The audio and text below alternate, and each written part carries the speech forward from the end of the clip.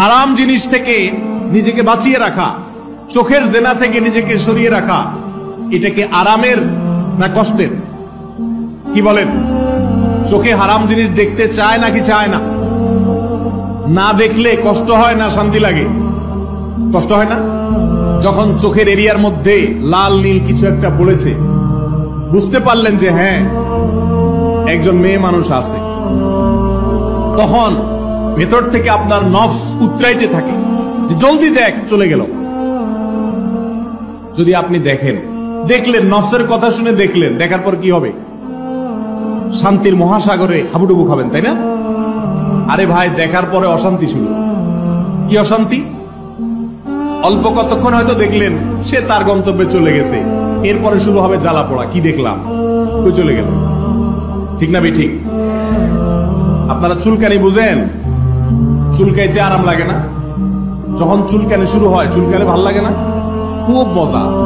বিশেষ করে রানের দিকে, ভেতরের দিকে, যত ভেতরের দিকে চুলকায় তত বেশি চুলকাইতে মনে হয় মজা লাগে। যাদের চুলকানি রোগ আছে দেখবেন কি চুলকা মনে হয় যে চুলকাতে চুলকাতে সে জান্নাতে ঢুকে যাবে। আসলে চুলকাতে মজা বাড়ে না দুঃখ বাড়ে? চুলকানির সময় তো মজা লাগে, চুলকানিটা ছাইরা যখন শেষ করে এরপরে জ্বালা পোড়া শুরু হয়, কি হয় না বলেন? ঠিক তেমনি ভাবে হারাম আল্লাহ রাব্বুল আলামিন এইভাবে সৃষ্টি করেছেন। যত প্রকার হারাম পৃথিবীতে আছে, আল্লাহর কসম, সকল প্রকার হারামে নগদ আরাম আছে চুলকানির মতো। কিন্তু সেই হারামে লিপ্ত হওয়ার কিছুক্ষণের মধ্যে আপনি আঁচ করতে পারবেন, আপনি আরামের লেভেল দেওয়া এক আযাবের মধ্যে প্রবেশ করবেন। হারামের হাতছানিকে ডিনাই করে আল্লাহর রহমতের ছায়াতলে আসার তৌফিক দান করুন। ও ভাই, হারামের হাতছানি পেয়ে হারামের মধ্যে হাবুডুবু খাওয়া, এটা সব যুবক পারে। হারামের পথ থেকে ভিন্ন পথে চলা, এটা সব যুবক পারে। যুবক ভাইরা, আপনাদেরকে শয়তান জাহান্নামে নেয়ার জন্য সবচেয়ে বড় যে অস্ত্র ব্যবহার করেছে, সেটা হলো নারীদের অস্ত্র, বেপরদা নারীদের অস্ত্র। এই অস্ত্র হলো সবচেয়ে বেশি বড় অস্ত্র। যত ইসলাম বিরোধী অপশক্তি আছে, দেশীয় হোক আর বিদেশি হোক, সকল অপশক্তির একমাত্র যুবকদের ধ্বংস করার মূল হাতিয়ার হলো যুবকদের চরিত্রকে ধ্বংস করা, তাদের আখলাককে নষ্ট করে দেওয়া, তাদের চোখের জেনা করানো, সরাসরি জেনা করানো। আজ পর্দার যে বিধান আছে সেখান থেকে দূরে সরানো। আর এই চ্যালেঞ্জটা ওভারকাম করলে জান্নাত অনেক বেশি সহজ ইনশাআল্লাহ। যুবকদের জন্য জান্নাতে যাওয়ার সবচেয়ে বড় চ্যালেঞ্জ হলো এই জেনা থেকে নিজেকে বাঁচানো। কত যুবক মুখে দাঁড়িয়ে আছে, 5 ওয়াক্ত নামাজ পড়ে, এই যুবককে তারে গেট আপ দেখে, তারে সেট আপ দেখে, বাহ্যিক বেশভূষা দেখে কোন মেয়ের বাবা দিনদার মনে করে বিবাহ দিয়েছে, কোনদিন পাগল মেয়ে তার কাছে বিয়ে বসেছে, আর পরবর্তীতে আমাদের কাছে এসে বলেছে, হুজুর এই লোক ভিতরে ভিতরে এই অপকর্মের সাথে জড়িত, এভিডেন্স এবং প্রমাণ সহকারে হাজির হয়ে গেছে। এরকম ঘটনা একটি দুটি নয়, হাজারো। এজন্য ভাইরা আমার, ওয়াজ শোনা সহজ, দাড়ি রাখাটাও সহজ।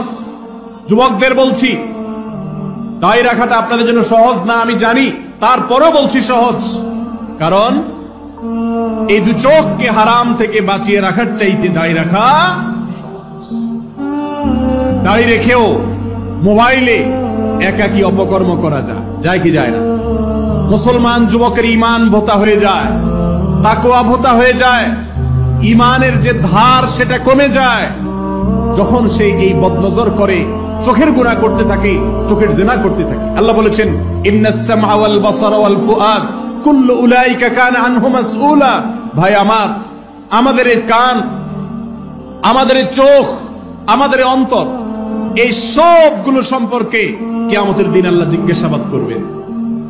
ভাইরা আমার, যৌবন বয়সে যারা নিজের চরিত্রকে হেফাজত করতে পেরেছে, আল্লাহর কসম করে বলি, তারা এই যুগে আব্দুল্লাহ ইবনে ওমর, বেলাল ইবনে রাবাহ, আম্মার ইবনে ইয়াসির, আবু হুরায়রা, আব্দুল্লাহ ইবনে ওমর রাদিয়াল্লাহু তাআলা আজমাইন, এই সমস্ত সাহাবায়ে কেরাম যেরকম নিজের প্রবৃত্তির বিরুদ্ধে জিহাদ করে ঈমানের সুউচ্চ মাকামে যেতে পেরেছেন, আজ নিজের চরিত্রকে সকল প্রকার এই নারী গঠিত কালিমা থেকে হেফাজতকারী যুবকেরা সেই সাহাবীদের যোগ্য এবং প্রকৃত অনুসারী ইনশাআল্লাহ। চ্যালেঞ্জ নিতে হবে ভাইয়েরা আমার, হিম্মত লাগবে যে আমি চোখের গুনাহ করব না। করবেন তো ইনশাআল্লাহ চেষ্টা? নিজের বিরুদ্ধে সংগ্রাম করতে হবে। মোবাইলে কোনো হারাম কিছু থাকলে ফরম্যাট করে ফেলতে হবে। সাহস আছে ইনশাআল্লাহ? কোন যুবক হিম্মত করতে পারেন? যত বেপরদা নারীর ছবি আছে আমি সবগুলো ডিলিট করে ফেলবো। ফেসবুক আমাকে গুনাহে নিয়ে যায়, তাহলে ফেসবুক অ্যাপ ডিলিট করে ফেলবো। হিম্মত করা যাবে না ইনশাআল্লাহ? ভাইরা আমার, এই দুনিয়াতে আল্লাহ রাব্বুল আলামিন আমাদেরকে পরীক্ষা নিবেন খুব অল্প সময়। ভাইরে, চোখের রোগী যখন অপারেশন করা হয়, ডাক্তার চোখ অপারেশন করার পর পট্টি বেঁধে দেয়। দুই চোখে যদি অপারেশন হয়, দোনো চোখে পট্টি বেঁধে দেয়। বেঁধে দিয়ে বলে, খবরদার পট্টি পট্টি খুলবেন না, পানি টানি লাগাবেন না, এতদিন থাকবে। যদি সে মনে করে আমার চোখ, আমি স্বাধীন, আমি একটা জিনিস দেখবো না দেখবো ডাক্তার নিষেধ করার কি, সে যদি এসে আস্তে আস্তে পট্টিটা খুলে ফেলে, সরায় ফেলে যে আমি জগৎটাকে দেখব, তাহলে সে দেখবে, কিন্তু সে দেখাটা হবে আবসা আবসা দেখা, ঝাপসা ঝাপসা দেখা, ঠিক না বেঠিক? কারণ অপারেশনের রোগী।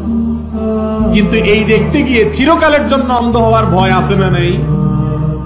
আর যদি সে সবর করে এবং ওই সময়টা পার করে নেয় ডাক্তারের কথা শুনে, তাহলে সে সারা জীবনের জন্য দু চোখ দিয়ে দেখতে পারবে ইনশাআল্লাহ। ও যুবক ভাই আমার, দুনিয়াতে আল্লাহ রাব্বুল আলামিন যে নিয়ামত সৃষ্টি করেছেন, সেটা নারী হোক, সেটা গান হোক, সেটা মাদক হোক, সেটা যে কোনো ধরনের ভোগের বস্তু হোক না কেন, এই সবগুলো হলো নকল। এর আসল রূপ, আসল ফরম্যাট, এর অরিজিনাল ফরম্যাট হলো আখিরাতে জান্নাত। দুনিয়াতে যদি আপনি কিছুদিন এগুলা থেকে নিজেকে বাঁচাতে পারেন, এই পরীক্ষা যদি উত্তীর্ণ হতে পারেন, অনন্ত অসীম কালের যে জীবন আসছে, সেই জীবনে আপনি ইনশাআল্লাহ এই নিয়ামত গুলোকে মন ভরে ভোগ করতে পারবেন। আল্লাহ তাআলা আমাদের যুবক ভাইদেরকে কবুল করুন। আমরা যেন আল্লাহর আনুগত্যে, আল্লাহর নাফরমানি থেকে বাঁচতে গিয়ে নিজের নফস এবং প্রবৃত্তির বিরুদ্ধে জিহাদ করে টিকে থাকতে পারি। আল্লাহ আমাদের সেই তৌফিক দান করুন। হিম্মত করবেন তো ইনশাআল্লাহ? আর যুবকরা বিশেষ করে সৎ পথে, তাকওয়ার পথে চলতে হলে সোসাইটি বা পরিবেশের প্রয়োজন হয়।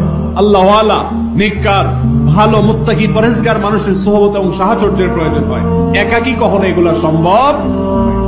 ভালো বন্ধুর সাহচর্য নিতে হবে। আল্লাহ আমাদের সবাইকে তৌফিক দান করুন।